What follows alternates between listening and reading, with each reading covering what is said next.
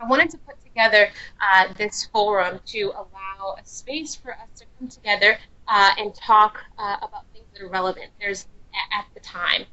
This is not a call that's going to have a rhythmic fashion. It's going to be when there's new information that needs to get released to you immediately. I'll come together and I'll put this call. So when you see it, hopefully you know there's some new information that you need to know and to jump on this call. I am going to say that the call is being recorded. So I'm getting some feedback that you cannot hear me. Can anyone hear me? Your voice has been fading in and out, Asia. In and out. Okay, here. Give me 1 second. Thanks for the feedback. I'm going to switch headsets and see if this makes a difference.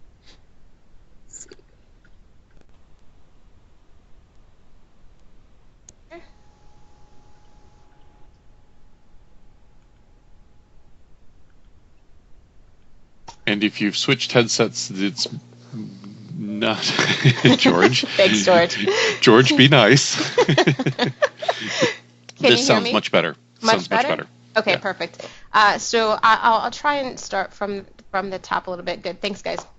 So this is a call to help you all get the most relevant information when it's relevant to you at the time. So we won't have this call in a rhythmic fashion. It's not going to be the third Wednesday of every month. It's just going to be when there's information that needs to be released. So hopefully if you see the call, it's an indicator that I have something important that I'd like to share with you. So please be mindful of that. I do also want to note, for housekeeping purposes, the call is being recorded. So if you are not interested in having the call recorded, please hop off and we'll send you the recording and the deck. As well, your contact information in terms of your email may be visible to some of the attendees that are on the call. So also, if that's not something you wish to do, please jump the bridge and we'll send you the recording. So let's get started. For many of you I am familiar with. I've been around for a pretty long time, about 9.5 years in SMB. So I know most of you and have created a relationship with you over time. But if I don't, or if it's been quite some time since we've had a time to connect, I wanted to just share a little bit about who I am. So I'm Asia Hill. I am the mom of 2 little ones. My daughter Ari is 1, and my son is Ryder, who is 2.5. And this picture was actually of one of the most happiest moments this summer for me. My husband was away for 9 months serving in Kuwait, and he got back in July. So this picture is such a wonderful moment for me this summer, and a little bit about me. So if you are familiar with Strength Finders, you might also be familiar with some of my strengths and hopefully things that I'll bring to our relationship. I try to bring positivity to most of the things I do and see the glass half full, but I do recognize that sometimes we can add a little bit more water to the glass. So if I'm pushing you, that's because I think highly of you and I think we can do more. I also want to woo you. I want to impress you. I want to gain your support and your respect, and so hopefully I'm able to do that this year.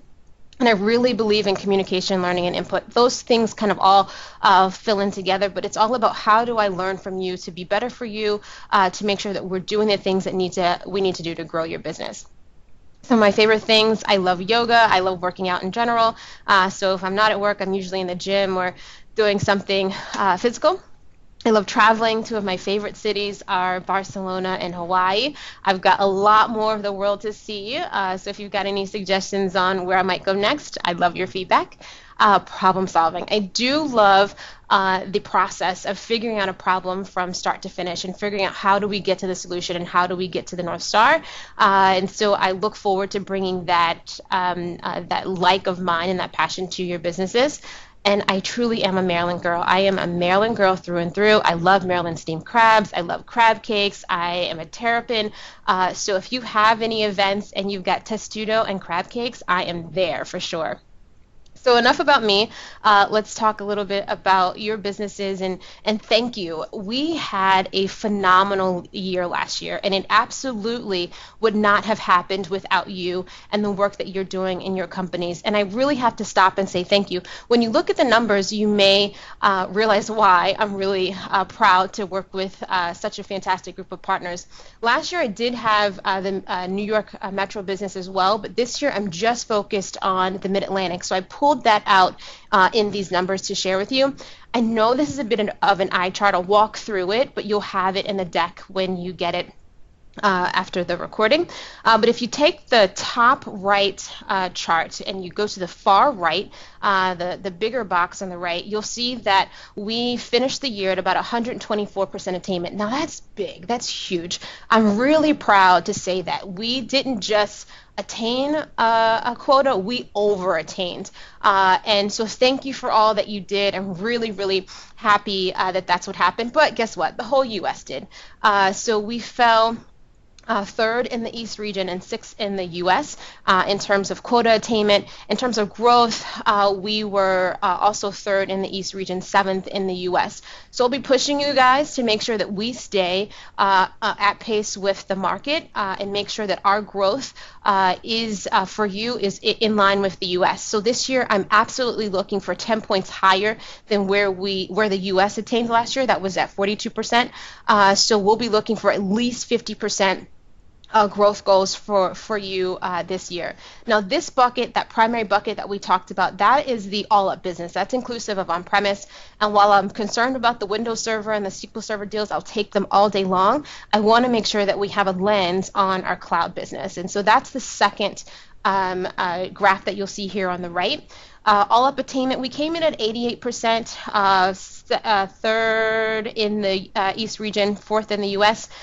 So not great. No one in the U.S. attained 100% quota in that bucket for cloud. We did have responsibilities for MPSA and open, which we don't directly impact as much. So I don't see this as a huge downer, but those are the numbers. Where we should be really proud and where the Mid-Atlantic stood out all year long is in the CSP business. So if you look at the bottom chart, at the far right, you'll see that we again over-attained in CSP, 122% of goal, 36% growth. Now, the growth is on a small base, so yeah, rah-rah, but we did have a wonderful, wonderful year. And you can see, if you look to the far right, in the quarter and in the month, so the quarter is represented by that middle graph. Let's see if I can get a pointer here. Whoops. Let's go back. I can get a pointer.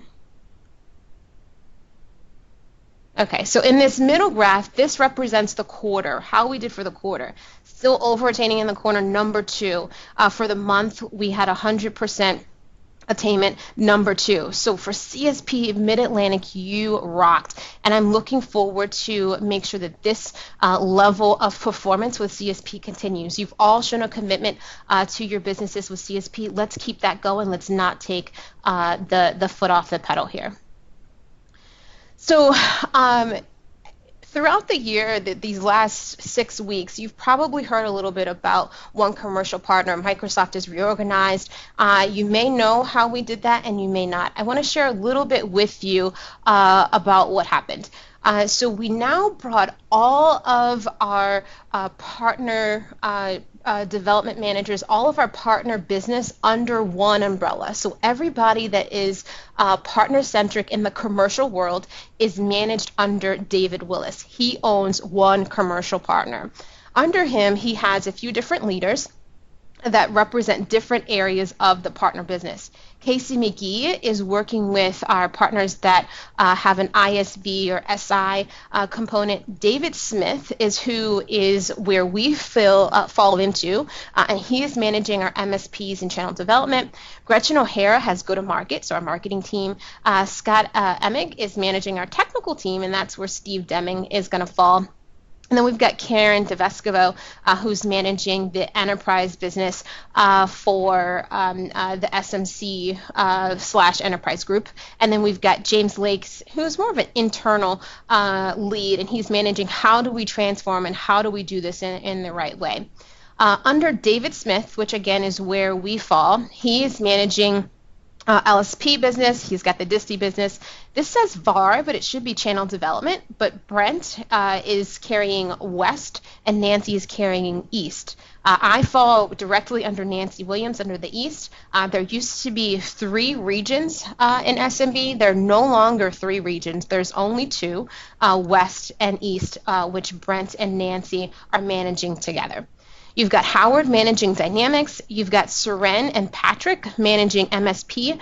And the way we view MSP is maybe not how you view it. It's mostly where our previous hosters and our very top tier 1 or direct CSP partners are following. And then we've got Lynn Frankel, who's managing Surface.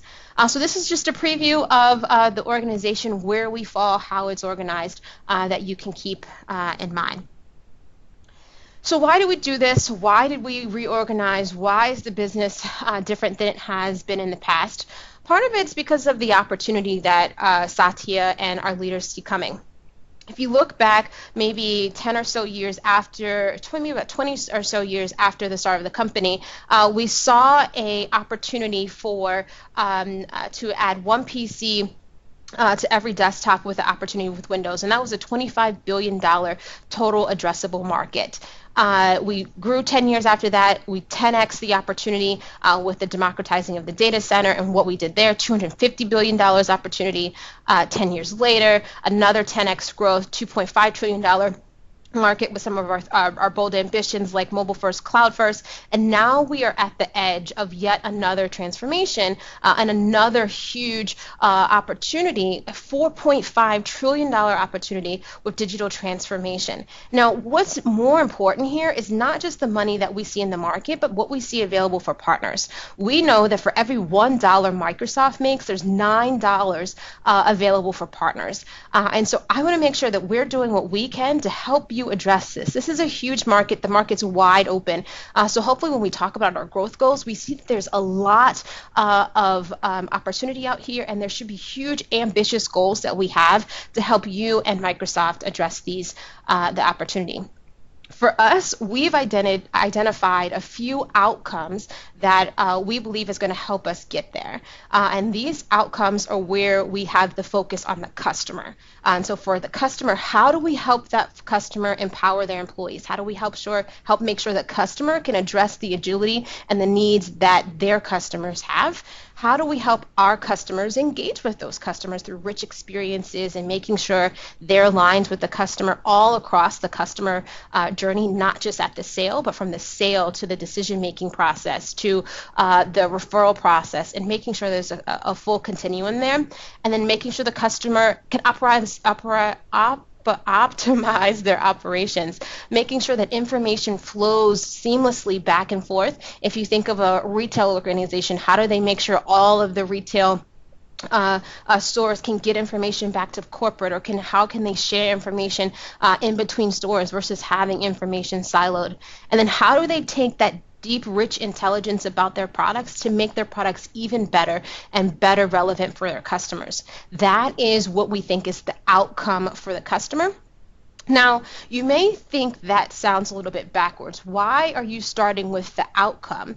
And we're starting with the outcome because the customer should be first. How do we help the customer achieve? And that's always going to be our lens. But the solution to that outcome are built around 4 key component areas, which we have framed an acronym called MAD-B: Modern Workplace, Apps and Infrastructure, Data and AI, Business Applications. Most of you have a footprint in Modern Workplace. I think about things like Office 365, productivity. You know that. I think there's ways for us to expand. But the major focus for us will be on apps and infrastructure like Azure, data and AI like Power BI, and then business applications with D365 or M365, where it works in your business. So these are how we are going to accomplish the transformation for our customers with the things that we talked about. So why get on board with Microsoft? Why should you jump on this bandwagon and try to go through the outcomes and the solutions that we've created? Because we've taken a look at some partners who've made it work, and they are doing it, and they're recognizing some benefits for it. They've got deeper customer relevance. They're not talking about just IT and tech. They're going in and they're talking about the business challenges and coming up with solutions for their customers. They're getting deeper integrated into that customer's business. And while it might seem oxymoronic, they're getting industry specific and going broader in that industry. So they're not just saying, hey, I'm a generalist, I can service anybody. They're saying, no, I'm very specific to this industry. I know this industry deep, and I can help every person in this industry with this solution. And we'll talk a little later about how Microsoft is enabling that solution delivery. Once you do that, we know that you can have better recurring revenue and higher margins because of the relevance that you're bringing to the customer.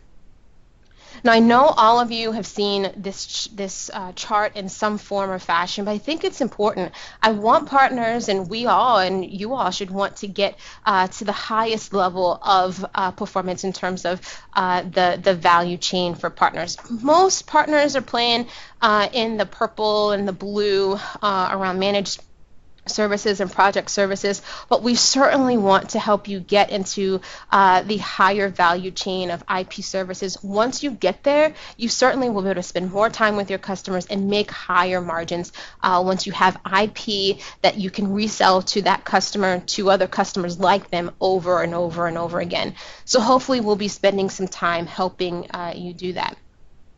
Now, once you create that IP, what's really awesome is Microsoft has operationalized, for the most part, around 6 industries. Now, we recognize that the entire market is not made up of 6 industries, and that I envision that these industries will grow. But what's cool is we said, okay, look, these are the 6 industries that we want to operationalize around, and we are creating a solution map. So in this map, we'll say we've got a sales team that is connected with customers, and they are responsible for connecting those customers to partner solutions. So that the role is a channel manager. That channel manager is going to go to something like a solution map and say, you know what, I've got this retail customer, and they are looking for a D365 for retail solution. What partners in this catalog have a solution that addresses this need? They'll plug in, they'll say, okay, look, here's the 1 partner, here's the 3 partners, let's figure out where this solution is relevant for my customer. So from there, we need to make sure that you have a solution that's differentiated, that addresses customers' needs, to make sure that we can get you on that solution map and get our channel managers to recommend your solutions to their customers, further helping you better leads, because it's not just a cold lead, it's a warm lead that's coming from a Microsoft account manager to customers that we know need your services. Beyond just differentiating the standout, we've created this ebook series that really will help you identify how to grow your profitability and what are ways to do it. We partnered with IDC to create this ebook series, and across all of the solution areas here that you see, we have a separate workbook to help you figure that out. So differentiating the standout, modernizing your sales and marketing, optimizing your operations, which is also relevant for customers. So once you figure it out for you, you can help your customers with that. And then delivering customer lifetime value. How do you go through the journey with the customer, not just at the sale or not just doing some sort of managed services with the customer. Now, we talked about the one commercial partner model, and I'm going to get a little deeper into it to help you see kind of what the change is and what it means for you. We're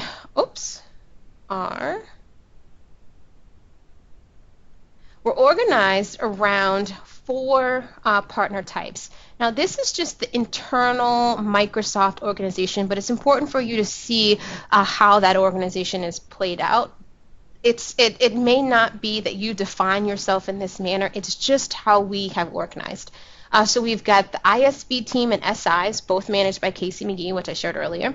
We've got managed services, which falls under David Smith, who is our direct VP, and then he has Seren and Patrick that are managing those MSPs. Again, it's mostly our hosters and our top tier one or direct CSP resellers.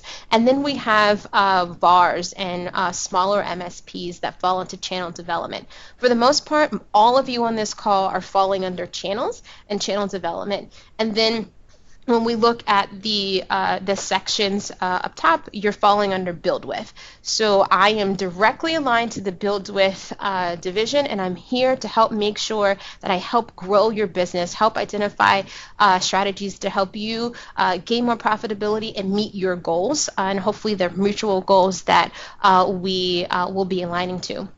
Then we've got the go-to-market team that's organized around Gretchen O'Hara, and she has a team that's there to help put together marketing plans. How do we take the solutions that our partners have launched and get them into the market, whether that's marketing funding, whether that is education series or marketing programs. All of that is going to come from the go-to-market team, but at least from today, we're under the impression that partners that are able to tap into those resources have to have a go-to-market plan. So we'll need to discuss what is a go-to-market plan for you, what are the solutions that we're encouraging to open up the opportunities in go-to-market. And then there's the sell with that we talked about earlier, where we now have a team of people that are solely focused on bridging their customers with partner solutions. So it's going to be really important to make sure if that is what you want to do, you have a growth goal for your organization. How do we make sure to get you in that solution map and make sure that we're driving solutions that these channel managers can take back to their customers? Within that, we're broken up into two segments under one commercial partner. There's enterprise and small medium corporate. Small medium corporate is a blend of the previous corporate accounts and SMB, and then enterprise is everything that was above that. So still your enterprise group is what is enterprise. They're typically going to be corporate managed accounts versus the field managed accounts that are going to be in small, medium, and corporate. Through the entire organization, we've got technical resources that are aligned to us that can help with your business development, but sometimes also the needs of your customers. And then we've got programs and incentives that are aligned through the whole organization. So now that you understand, hopefully a little bit about the reorg, there are some things that we think benefit the partners within this reorg and why we did it. We had partners all the time that said, you know what, I've got 5 partner account managers. They're all coming to me, they're asking different things. For the most part, you should now have one account manager, a partner development manager, that's there to help on your entire business, regardless of the customer type, regardless of the license type. We're there to help you in your business. All of the offers and incentives go across the entire org. So any offer that's available will be available in David Wills's entire organization. So in the past, we had offers that were only available in corporate accounts, not available to partner selling in SMB. That is no longer the case. All of our offers are relevant for every single partner, regardless of who you sell to and regardless of the license type. Now that also falls into some, misalignment with the way our sales teams were compensated. In the past, we might have a seller that was compensated to sell an EA agreement over a CSP, and our partners are really trying to push and grow their CSP business, and they get to the customer, and it's disjointed. The partner wants to sell CSP, the customer wants, or the account manager wants to sell EA, and we don't know. The customer doesn't know what to do at the end of the day. Now we're all aligned around consumption, and that account team is just as incented on CSP as you are. So there shouldn't be the channel confusion anymore about what license type to sell, who benefits. It should be all aligned now. So you sell what you want, and our account teams will be aligned with that. And then lastly, as I talked about, it's the catalog of solutions, and making sure that we can help get your solutions to our mutual customers for better growth for you and expansion of opportunities. Now to talk a little bit about how we aligned the partner portfolio. There are 60 partners in my portfolio. So there's 60 partners that fall in channel development that have some MSP focus. All of those partners absolutely must have a focus on cloud, and you must have a focus on CSP. That is going to be the North Star. If we don't see a commitment to that, we'll have to have some discussions about is this the right fit or not. But CSP and cloud are huge, and that's going to be the baseline for almost all of our discussions this year. Outside of that, it's growth. How are we helping you grow new customers? Is that on your business development plan to add new customers? What's the acquisition rate, and how are you getting there? How are you adding new solution areas? Again, back to that solution map, differentiation. We got to make sure that your solutions, when you build them, are standing out. No channel manager is going to come and look for a solution that's general. They're going to see a solution of needs, and they're going to make sure that solution is addressing the customer need and is very specific. So we want to make sure that we're working on that differentiation for you. And this one's huge, and it seems sort of fluffy, but the commitment to Microsoft is certainly one that we have to see, and we've got to make sure our partners are committed to us in the same way that we're going to be committed to our partners. I will give you the absolute confidence that I will do everything in my power to make sure that our goals are met. So I will be 100% committed to you, and I need your feedback if you feel that's not the case. But I will be committed to you, and we need the mutual commitment from you to drive towards these mutual goals. This year, the portfolio is fluid, and the first time for a long time that we've had a portfolio where we can move partners in and out as we see fit. So I want to make it clear, if these things aren't being met within some sort of time frame, and I don't have a hard definition on when we're looking for that to be met, we do have the flexibility to say, I don't think this is the right fit. Let's think about other ways to help you. So in terms of the incentives that we talked about, I want to keep in mind that our incentives are always going to be built on the Microsoft North Star. What are we trying to accomplish? How do we address this $4.5 trillion addressable market? And our incentives are going to be based on helping you get there. So this year, they are based on CSP. It's all CSP. All of your sales are cloud. CSP sales will have an incentive. What I do need you to know is in order to be eligible for that incentive, you have to have an active NPM membership with one of the defined competencies. And that competency has to be met by the end of December. So by December 31st, you have to have attained that competency. If you don't attain that competency, July 1st, all of your sales from July 1 through December 31st will not be eligible for any of the incentives. So if you don't have a competency, we need to work on a plan on getting you a competency. And if you do, great, you're good, as long as that competency is valid through the end of the year. Now, in terms of the numbers, we are incenting CSP. It doesn't matter whether you're direct or indirect, all CSP sales will have an 8% base incentive. If you sell into any of the solutions that have accelerators, we kick up the notch. So M365, E3, and E5 will have a 5% kicker. Azure will have a 10% kicker. D365 and Office 365 E5 will have 5%, and then PSTN conferencing will have 20%. So if you're looking into going after the big dollars, it's going to be around PSTN and Azure.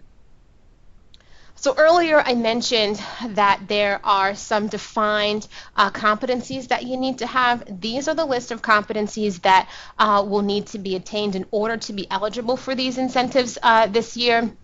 The easiest one for most of you, just to get it on the radar, is the small and mid-market cloud solutions. From a sales perspective, you should meet all of those requirements, but if there are other competencies that you have and that you're working towards that fit this list, by all means, please start marching towards that. Now, there are some additional resources that you should all be aware of.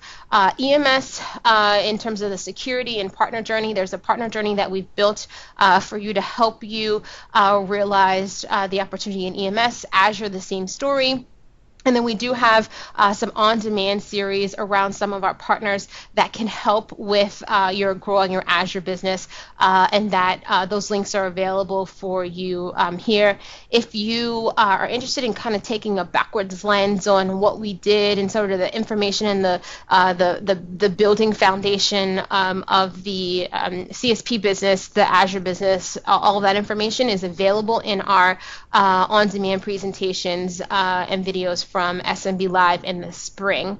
There also is a community of the broader partner group for the US, and that's in the SMB Insider. We actually have weekly series that are occurring within the SMB Insider. So if you're not, I would highly encourage you to join the SMB Insider.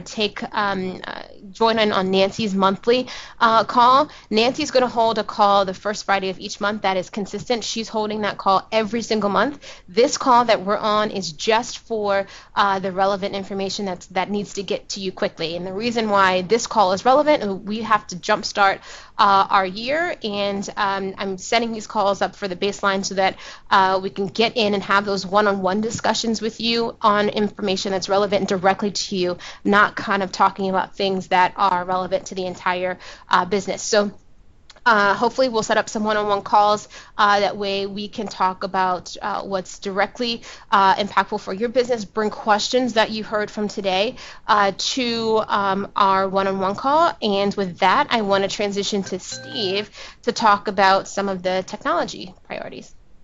Excellent, thank you, Asia. And just to sort of bring back the thread, that mad bee that Asia made reference to before, the modern desktop, the applications, the database and business intelligence, and of course the business apps. We want you to really think about your solutions and how they fit into those four categories. That being said, Asia asked me just to talk about what did I get out of the Inspire conference and what did I get out of our internal readiness conferences regarding what things are on the horizon and where is Microsoft focusing our technology, our technology message for this fiscal year. And so the first one is absolutely Azure.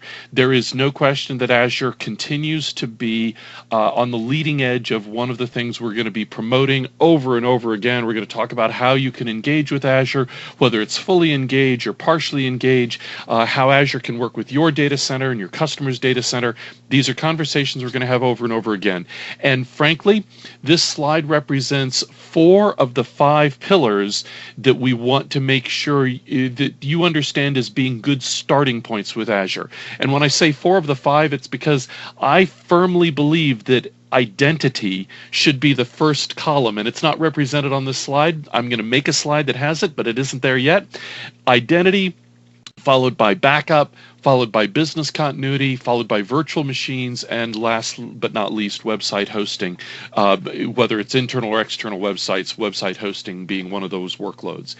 These are places that we strongly feel are great points for partners in the SMC space to start their traction with Azure. Whether they start with identity or they start with one of the other pillars, these are the ones that you should start your focus on.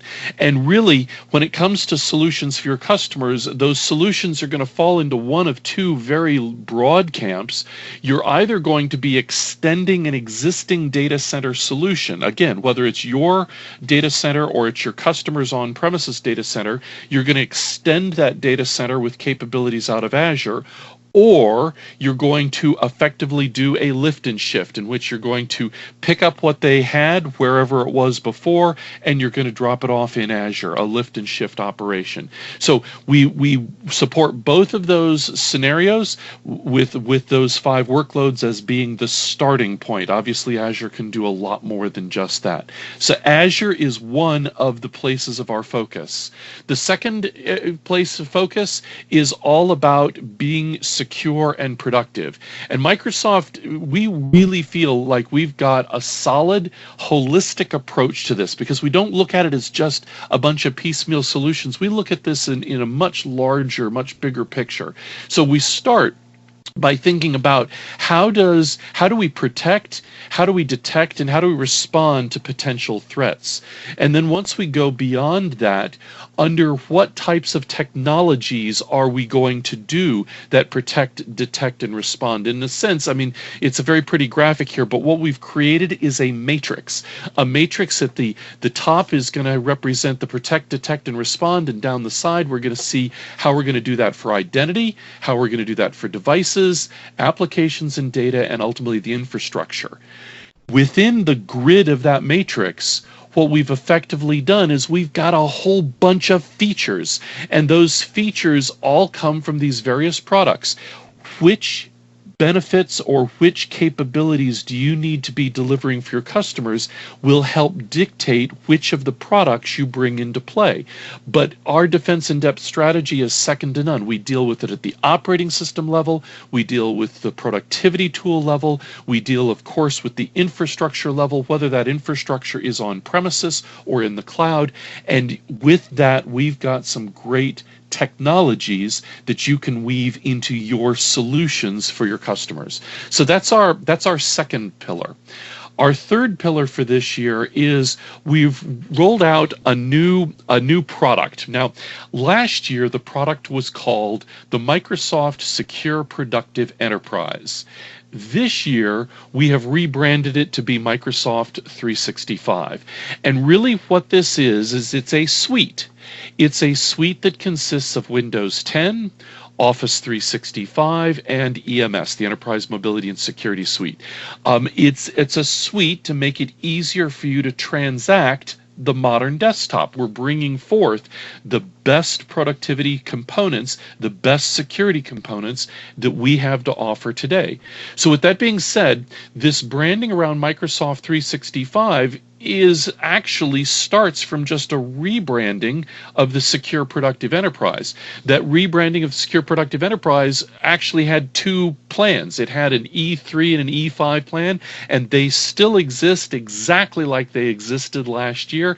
It's just been rebranded. So the E3 of Microsoft 365 for that $32 per user per month, it consists of a full productivity suite, consists of the E3 subscription to the Windows 10 enterprise product, and of course the E3 subscription to the EMS product. And of course the E5 is exactly the same, but with E5 Office Productivity, E5 Windows 10, and E5 EMS.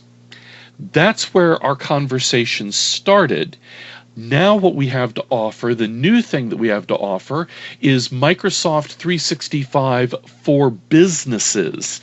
Now the businesses version is going to be the business version of Office 365, the Windows 10 professional product, not the enterprise product, but the professional product, still available on a subscription basis, and key components out of the EMS. So they call it the best of EMS. It's not quite the E3 EMS, but it's got the important pieces out of E3.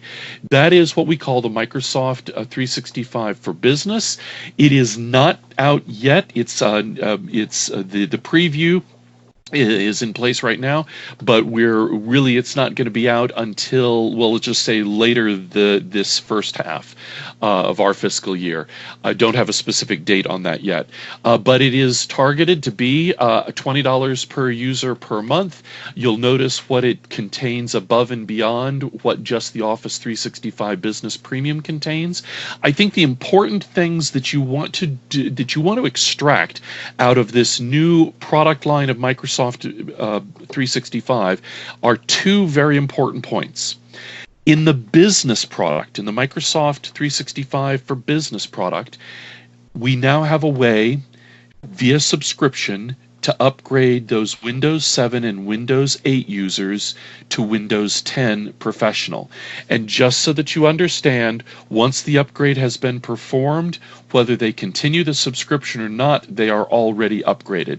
But this is a way that if you've got customers who are now regretting the fact that they didn't take advantage of the quote-unquote free upgrade of a year plus ago, we now have an upgrade path for them via this subscription mechanism. And yes, the the subscription mechanism covers their productivity suite, and yes, it covers deeper security. So yes, we think it's a great value, but it's important to recognize that there's a key component there, that desktop upgrade is absolutely part of this.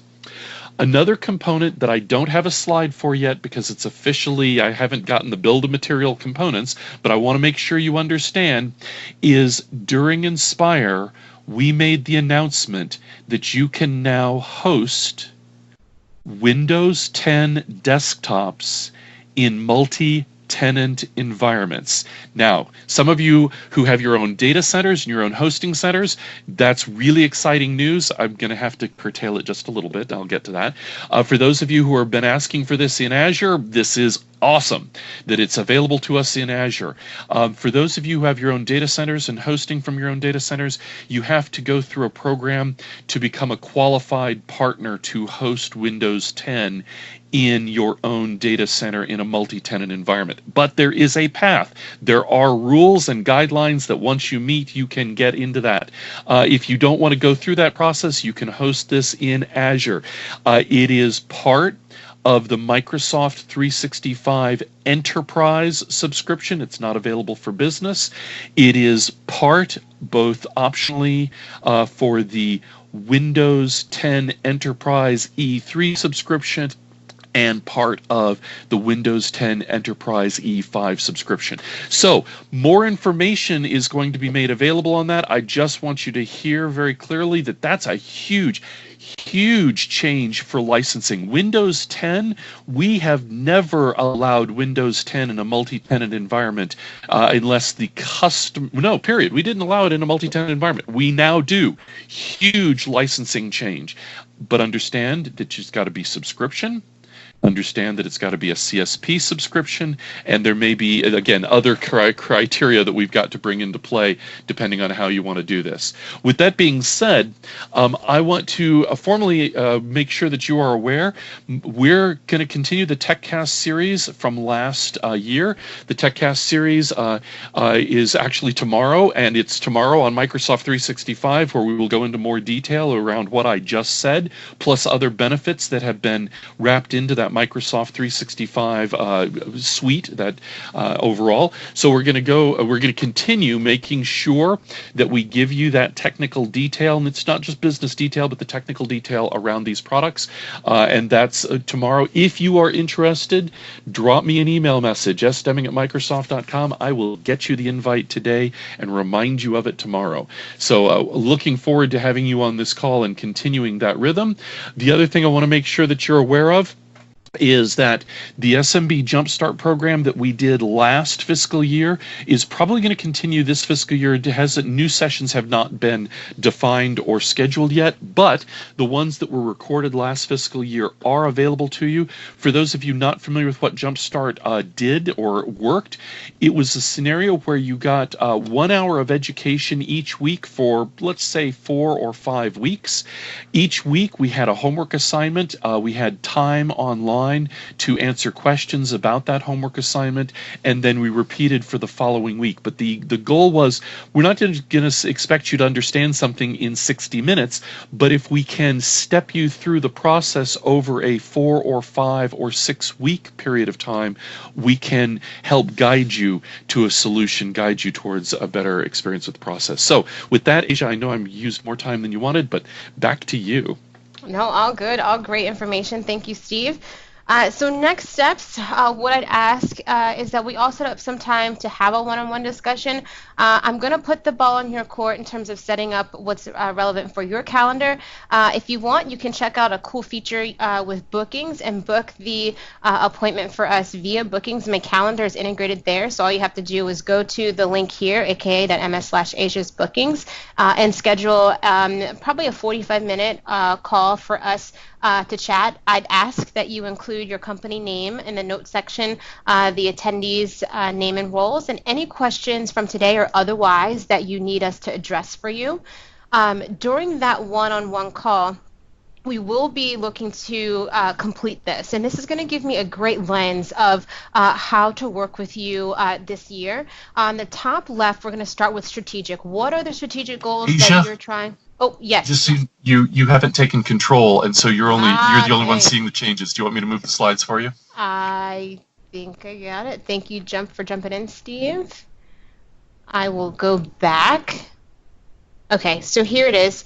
Here is the bookings link that I'd like you to go up and schedule. And I didn't mention if we could schedule those by the 31st, that would help make sure that we get them all on the calendar. I'm not asking for them to happen by the 31st. I'm just asking if you could take a look at the schedule and schedule something that works for you and your team. Definitely want the executive team to be included in the meeting. So please take a look at the bookings. Maybe you'll find a way that you can integrate that into your businesses as well. And then when we get there at the one-on-one, we'll be talking about what's on the slide here. The top left is the strategic conversation. So what are your goals? What are you trying to accomplish? What are the revenue goals and targets that you've aligned? Is it by Microsoft solution? And if it is, what are those numbers? And then moving on to the tactical components. So from a go-to-market solution, what are the verticals that you're in? How are you aligning around MAD-B, that modern workplace app and AI that we talked about? What's your value prop? What makes you differentiated? How are you different? How do we set you apart? From a technical standpoint, where do we need to educate your teams? What are the gaps that we need to help fill for your technical teams? Similarly, for your sales teams, how do we help your teams with the solution sale component of our solutions? And then do you have a addressable market? So do you know what the market looks like that you're going after across the different solution areas? And let's talk about that. So you'll have this slide available to you in the deck. It's here now, available for download in the download section. If you're in link, you click the little monitor and then you go to, I believe, manage content, and then you can download the deck from there. I'll also be sending a follow-up email with the recording from today and the deck available. So if you come to that one-on-one with this already filled out, that's great. We can spend more time talking about how to help you versus filling this out. But if you're not quite there and aren't able to fill it out, that's fine. We can do that on our first one-on-one. So thank you all for your time today. I'm really looking forward to getting to work with you more. If you didn't have someone from your executive team on the call today, I'd ask that you share the recording and the deck with them so that we can continue to work and grow with you in your businesses. I purposely did not leave time for questions today, as I'd like you to bring those questions with you to our one-on-one, and hopefully we can have a great year together. Thank you, everyone. Thank you, Asia. Absolutely.